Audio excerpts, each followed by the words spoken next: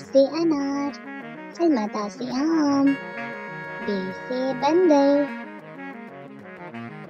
पे से पतंग,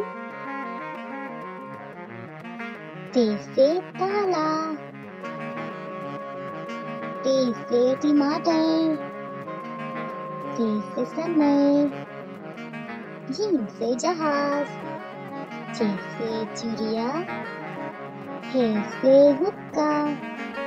खर से खरगोश, दाल से दावत, दाल से डबल रोटी, जाल से ज़खीरा, रे से रीछ, रे से पहाड़, ये से जंजीर, ये से यालवारी, तीन से सेब,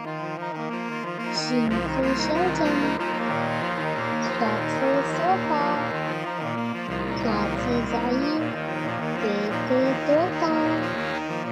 जे से ज़रूर, ऐन से ऐनक, रंग से गुब्बारा, पे से फुवारा, काफ से कलम, काफ से किताब, गाफ से गाजर, लाम से लड्डू, मीम से मोर, नून से नाशपाती,